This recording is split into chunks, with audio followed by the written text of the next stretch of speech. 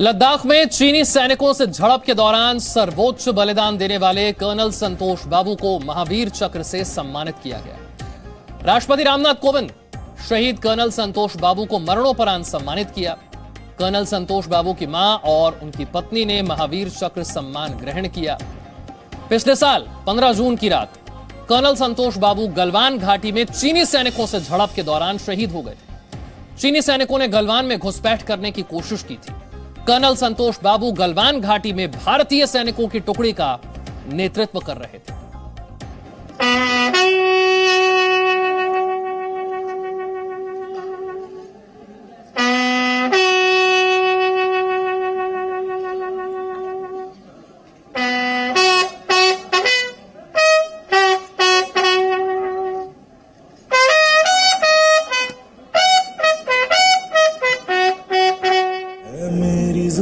अफसोस नहीं जो तेरे लिए सागर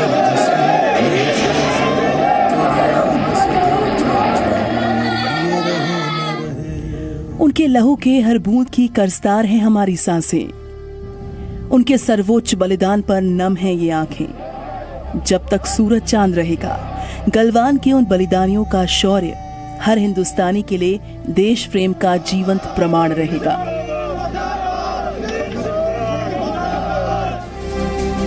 पंद्रह जून की रात लद्दाख की गलवान घाटी में हिंदुस्तान के 20 सपूतों ने जो पराक्रम दिखाया, जिसने चीन को डरा दिया। समंदर से 14,000 फीट की ऊंचाई पर हमारे उन 20 शहीदों की जाबाजी की गवाही गलवान के पहाड़ चट्टान हमेशा देते रहेंगे। एक एक वीर 5-5 पर भारी था। वो निहत्था था पर दुश्मन के लिए घातक था, और वो खून के आखिरी कतरे तक लड़ा था।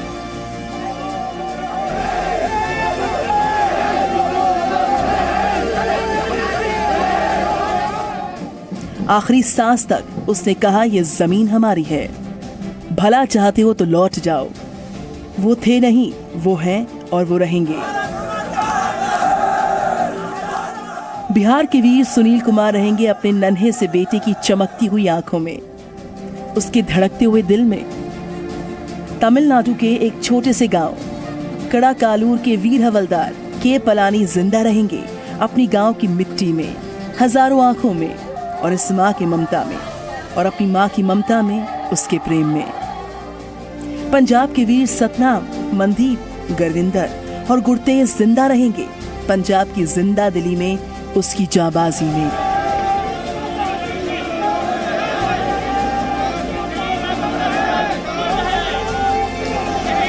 हैदराबाद का हैरतअंगेज कर्नल संतोष बाबू जिंदा रहेंगे हमेशा अपने दोनों बच्चों की यादों में। तो कौन कहता है कि वो चले गए? कौन कहता है शहीदों की चिताएं ठंडी हो जाएंगी?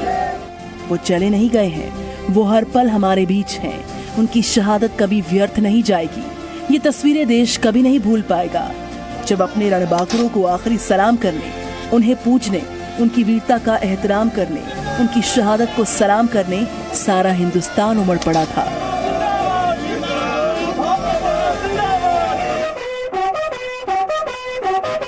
एक नन्ही सी जान अपने शहीद पिता कर्नल संतोष बाबू को आखिरी श्रद्धांजलि दे रही थी। इस तस्वीर को देखकर पूरे देश की आंखें नम हो गई थीं।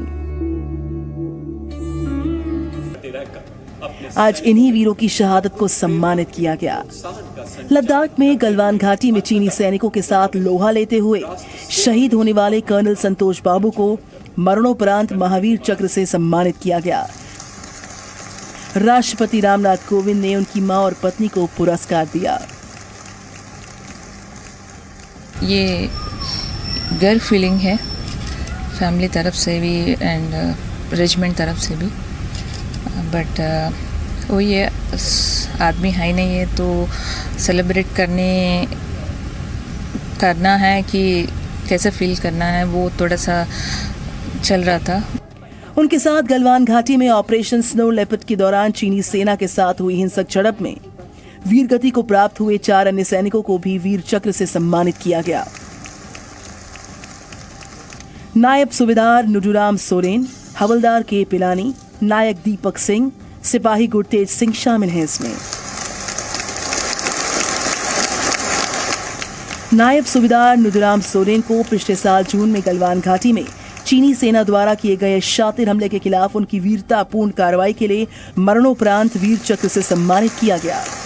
राष्ट्रपति रामनाथ कोविंद ने उनकी पत्नी को पुरस्कार दिया।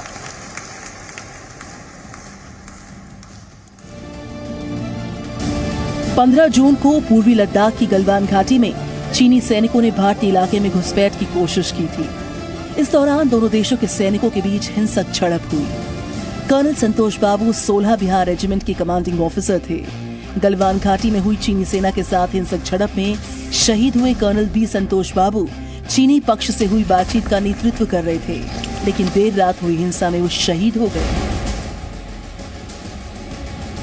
सेना वालों को समझ में आया कि अपना इंडिया वालों ऐसे आसान वाली बात नहीं है, उन्हें बहुत पावर है, उनके आर्मी में भी बहुत पावर है। तो they didn't know think about their lives, they are for nation करके उन्होंने दिखाया है। देश के लिए हम हैं करके अपना आर्मी ने दिखा रहा है। तेलंगाना के सूर्यपत जिले के निवासी कर्नल संतोष बाबू 16 बिहार रेजिमेंट के कमांडिंग अफसर थे। इससे पहले भी कर्नल बाबू भी वो तनाव कम करने को लेकर हुई कई बैठकों का नेतृत्व कर चुके थे। ब्यूरो रिपोर्ट, जी मीडिया। 15 जून 2020 को गलवान घाटी में जो हुआ वो इससे पहले कभी नहीं हुआ था। चीन ने साजिश के तहत धोखे से हमला किया, लेकिन भारतीय शूरवीरों की बहादुरी के आगे उनके हर मंसूबे बेकार साबित हुए। 15 जून 2020 की रात गलवान में क्या हुआ था, ये पूरी कहानी देखिए इस रिपोर्ट।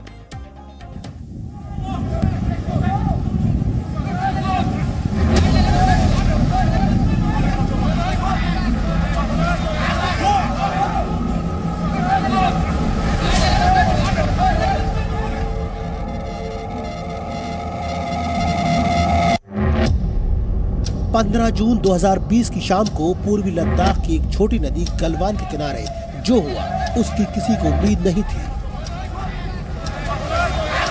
इस घटना के बाद भारत और चीन की सीमा यानी LAC पर बहुत कुछ बदल गया। देर शाम हुई झड़प में भारतीय सेना के 20 सैनिक शहीद हो गए थे।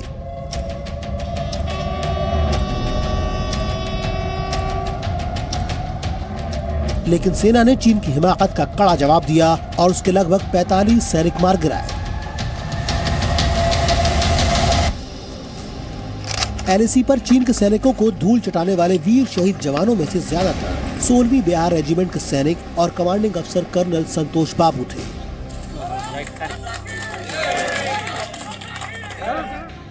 गलवान के इन वीरों ने चीन के ताकतवर होने का घमंड तोड़ दिया। उसको समझ आ गया कि भारतीय सेना पीछे हटने वाली नहीं, पीछे हटाने वालों में से है। भारतीय जमीन पर बने चीन के अवैध कैंप को हटाने के लिए ही भारतीय सेना के जवान वहां पहुंचे थे। बातचीत के बाद गहमा गहमी बढ़ी तो चीन के एक सैनिक ने शहीद कर्नल संतोष बाबू को धक्का दे दिया। उसके बाद से दोनों ओर से सैनिकों में हिंसक झड़प शुरू हो गई। चीन के सैनिक पहले से ही कीलों वाली रॉड के साथ तैनात थे। उन्होंने भारतीय सैनिकों पर उससे हमला किया था, लेकिन भारतीय सैनिकों ने भी इसका माकूल जवाब दिया। ये झड़प लगभग 5 घंटे तक चली थी। हालांकि इस बीच भारतीय सैनिकों ने चीन के टेंट तबाह कर दिए थे। चीन के सैनिकों को भागने पर मजबूर किया भारतीय सेना की घातक प्लाटून ने, जिन्होंने चीन के सैनिकों को बुरी तरह से मारा। इस हिंसक झड़प में 10 भारतीय सैनिक चीन के इलाके में और चीन के कर्नल भारत के इलाके में आ गए थे। 2 दिन बाद मेजर जनरल स्तर की बातचीत के बाद दोनों देशों ने जवानों को छोड़ा। इस घटना ने चीन के इरादों को साफ कर दिया था, इसलिए भारत ने इस घटना के बाद सख्ती से चीन की हिमाकत का जवाब दिया। गलवान संघर्ष के 1.5 महीने बाद भारतीय सेना ने पहले कार्रवाई करते हुए पैंगोंग झील के दक्षिणी किनारे पर लगभग 70 किलोमीटर के इलाके में मौजूद कई पर्वत श्रृंखलाओं पर कब्जा कर लिया और वहां मोर्चा जमा लिया। इनमें से रेजांगला, रेचिंगला और मुखपरी जैसी चोटियां भी थी, जो रणनीतिक रूप से बेहद महत्वपूर्ण थी। इसके बाद सितंबर के पहले हफ्ते में ही भारतीय सेना की स्पेशल फोर्सेज ने पैंगोंग झील के उत्तरी किनारे पर फिंगर 4 और 5 के चारों तरफ की ऊंची चोटियों पर भी कब्जा जमा लिया। पूर्वी लद्दाख की सर्दियों में जहां तापमान -50 डिग्री तक गिर जाता है, वहां पर भारतीय सैनिक पूरी सर्दियां विशेष टेंटों के सहारे LAC पर डटे रहे। सेना के युद्धक टैंक 15,000 फीट की ऊंचाई पर तैनात रहे। चीनी तैनाती के जवाब में 50,000 भारतीय सैनिक LAC पर तैनात हैं। पिछले एक साल में LAC पर सैनिकों और साजो सामान दोनों में जबरदस्त बढ़ोतरी हुई है। पूर्वी लद्दाख में होवित्जर तोपें M777 तैनात की गई हैं। इसके अलावा सेल्फ प्रोपेल्ड होवित्जर के 9 वज्र को भी इसी साल फरवरी में लद्दाख में तैनात किया गया है। सेना ने हेलीकॉप्टर अपाचे को भी लद्दाख में मोर्चे पर तैनात किया हुआ है। दरअसल चीन को इस बात से परेशानी है कि भारत अपनी सीमाओं पर इंफ्रास्ट्रक्चर मजबूत कर रहा है। यही वजह है कि भारतीय सीमा में आकर इस तरह घुसपैठ करने की उसने कोशिश की थी। पूर्वी लद्दाख में लगातार सड़कों पर निर्माण जारी है, जिसमें रणनीतिक रूप से महत्वपूर्ण दौलत बेग ओल्डी तक जाने वाली सड़क भी शामिल है। ये सड़क चीन की परेशानी की सबसे बड़ी वजह है।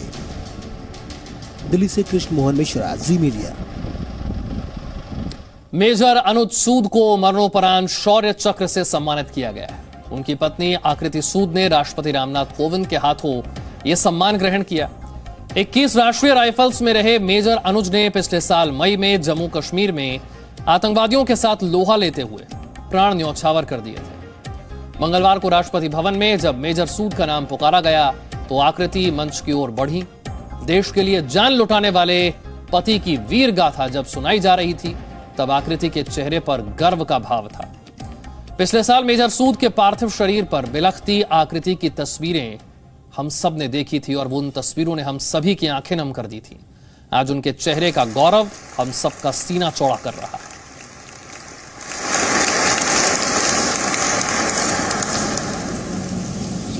आकृति सिंह सूद।